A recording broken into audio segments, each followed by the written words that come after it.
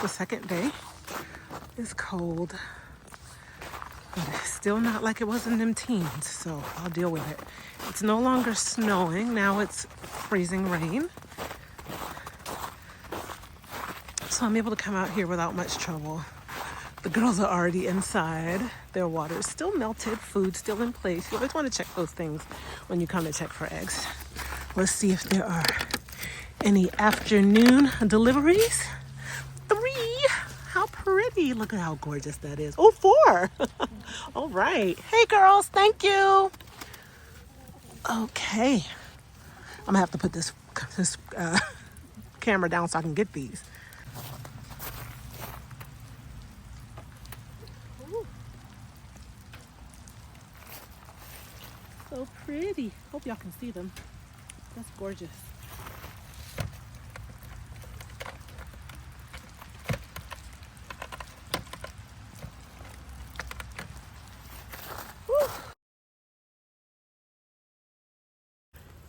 Even getting eggs in the winter. Let me take these in the house and out of the snow, or the rain rather, so that they don't get all wet up.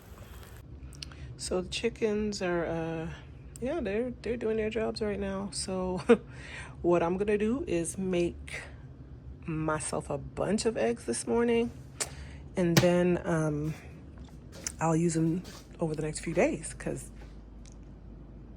that's a lot of eggs. So I eat 2 eggs a day at breakfast. I'm gonna go ahead and make these, and then I will have more for the next 3 days. Yes, I do eat leftovers like that. And it also helps me because I really don't like, I sort of do, but then I kind of don't like having to get up and do the cooking. So then I'll have the eggs and I won't have to cook them. All I'll have to do is make my smoothie. So that's what's going on with the garden eggs. Look, y'all notice how this one is bigger? These girls are just getting going for the season again. Although I didn't expect them to stop, honestly, because they're young. They're under a year old. But these are the younger chickens. This is an older girl. Her eggs are a bit bigger. But yeah, I love my rainbow eggs. I just realized I should have specified that I scramble my eggs. That's mainly how I eat my eggs. I eat scrambled eggs a lot. So that's what I'm making, 8 scrambled eggs. So here is my container of eggs. They will last me hopefully over the next few days. If Eric or Josh want some, of course they can have some. But my goal, oh, look at me, my reflection in the oven. My goal was to have some so I don't have to cook them. And they're just there for me to grab. Planning, right? Meal planning. Would y'all believe that the footage from earlier in this video was from yesterday? My garden was covered in snow. I think I showed y'all that footage. Yeah, at the beginning of the video when I went to get the chicken eggs. Look at this. It's completely melted. And in fact, there's like a puddle. See that right there? There's standing water. My collard greens survived the snow, and I'm sorry because it is very windy. I'm gonna get myself a mic so that it helps with that. But I'm here to get some kale. But I saw that my fig tree cover is kind of blowing around, and I think I'm gonna try to keep this on here. You know what? I'm leaving it alone. It's all right. It's not cold, so it doesn't matter if it's blowing. But yeah, I want to make a salad. I don't want to call it a salad, but I want to make myself something nice for lunch using kale. So, and I want to use some later too. So, oh, that's a bit yellow. I want to use that one. So I'm gonna go through. I don't tend to pick a bunch of leaves from the same plant. I try not to do that. These lower leaves are starting to turn a little bit. And it's not all for today, I think. Well, first of all, kale will dry up. It'll shrivel up real small. But I also want to have enough for a treat for tomorrow, like a little meal for tomorrow. Some of these I'm going to give to the chickens, like this one. See how it has that on it? I'm not going to eat that. Yummy. Do y'all like kale? I'm gonna massage it real good with some oil, and I'm gonna pour some corn in there. Look at that one. These guys are really yellowing here. I'm gonna put some corn in there, and then I'm gonna have some tuna as well.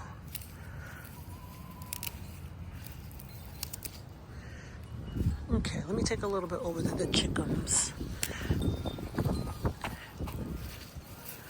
Take these over to the girls. I don't like to give them the ones that are super yellow because they need nutritious food too. But I'm gonna get them for me. Not for me. I'm gonna get the healthy ones for me and get the slightly yellowed ones for them. Y'all want this? Oh my goodness. Oh my goodness. Are you excited? There you go. There you go. Oh goodness. Is it kale? Yeah, is it kale? Is that some delicious stuff? So we definitely think that this one is lower in the pecking order. She's not sleeping in the nesting boxes anymore, but she's definitely, like, you see how she's over here while the rest of them are going at these leaves. She knows that they will chase her off. So I don't know how one of the older chickens ended up lower in the pecking order, but it happens. Let me see if she'll try to get a little bit. Yeah, she was like, nah, I better not. She doesn't want to get pecked. Y'all enjoy that? Yeah. Oh, the way they tear it up. Let's see if there are eggs. Ooh, the ground is so wet. Y'all, the video that I showed you at the beginning literally was from like the day before yesterday. 2 brown eggs. Take those. And it's supposed to be cool again in the coming days, but it's not supposed to snow until like maybe next week. And it's only saying like 1 day. And I don't know how much it's going to be. But at any rate, it's definitely not warm enough yet for me to start putting stuff out here, except maybe peas, which I think I'm going to put along that back fence line there. But you see how wet this is? Like everything is just muddy because that that snow came and then went so fast.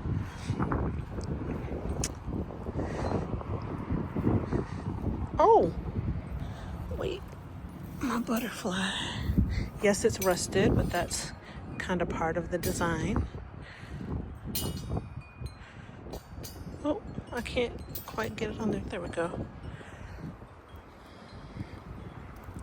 This is so funny, these collard greens. Definitely we'll get back to those. Yeah, so I'm gonna get on inside and make my lunch. I just wanted to give y'all a little view of what I'm doing here. Rinsed and pre-massaged kale. Haven't massaged it yet or put any oil or anything on it, but I'm going to do that next. And then I decided that I would roast some corn, canned corn, because I wanted to throw corn in it too. So that's what I'm going to do. And I'm also going to have some tuna, which I already put some adobo in because I don't do bland.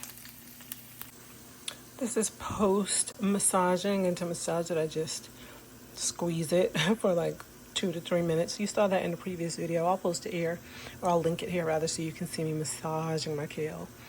But that's what I do. And then I also put some adobo straight in the kale, and I'm going to add the roasted corn, which I turned back on to get it a little browner. I'm going to throw that in here now. I just had a spoonful of this, and it is very, very delicious. I'm trying to lower my cholesterol. It's higher than I need it to be, so I'm trying to eat things that are heart healthy. Get me some good plant sterols or some good omegas. So that's what I'm doing. And this is really delicious, so I'm excited. I don't know if your workspace ever looks like this, but this is mine right now. Computers, my personal and my work computer, my iPad, which is where I do most of my editing, and some lunch. Good morning, everyone. It is Friday. And look My sweet potatoes are slipping. This is what it looks like when the slips start coming. They are growing. All of them got a little something going on. Now, remember I told you these were purple sweet potatoes? Look at that. And you'll know as the leaves start progressing even more and more, because the leaves on these are gonna be more purple. Everybody's got a little slip going on. Oh, wait, just kidding. Actually, this one does, but they're so tiny. I have to go back a little bit. I'm gonna change out this water today. Actually, I'm just gonna refresh it.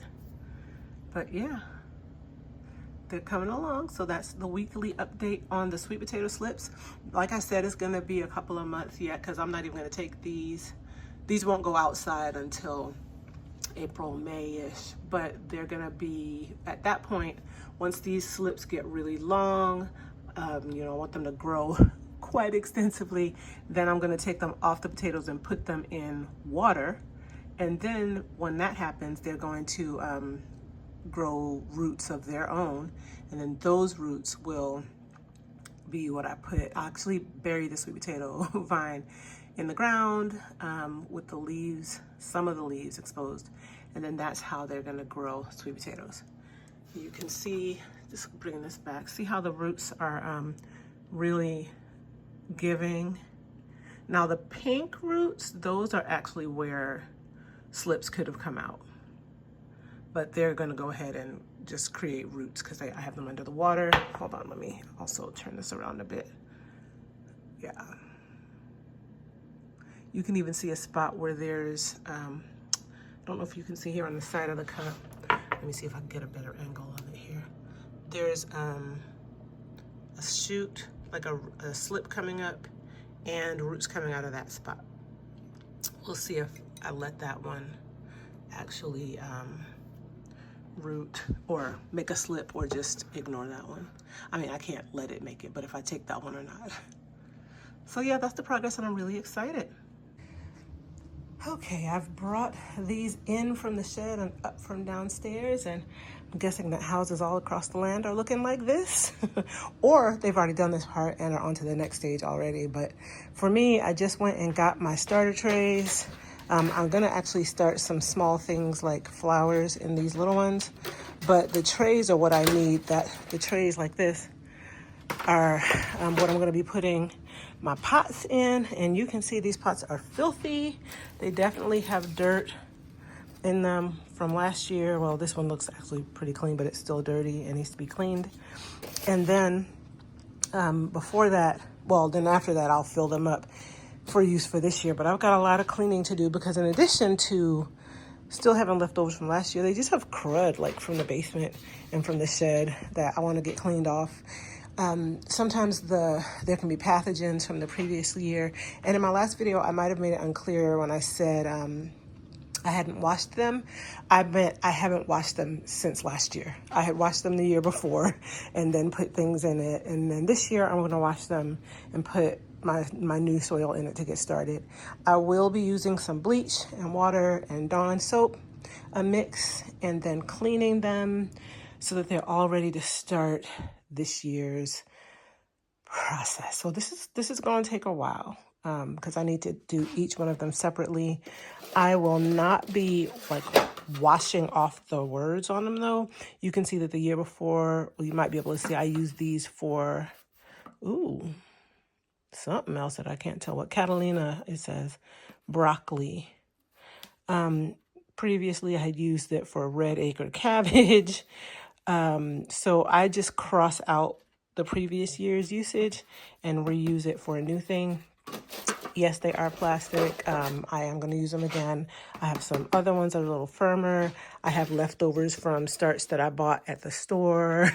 I ordered these online one year. I just have a bunch and I reuse a lot of them. I know people who use like yogurt containers. Not a bad idea at all to reuse yogurt containers. Use what you have.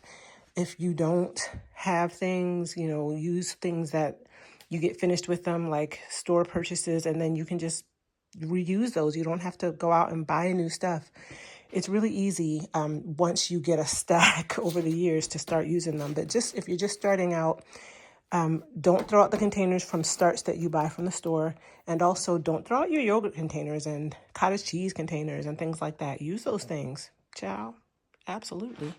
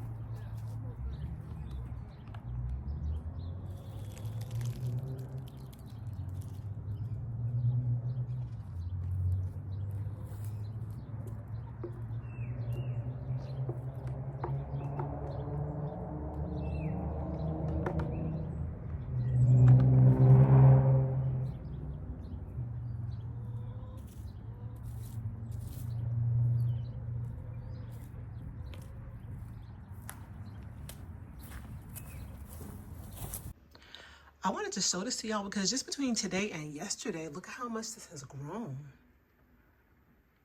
Like, I'm about to upload this video and I was like, wait a minute, look at how much this bad boy grew overnight. Okay, sweet potato. We see you, honey.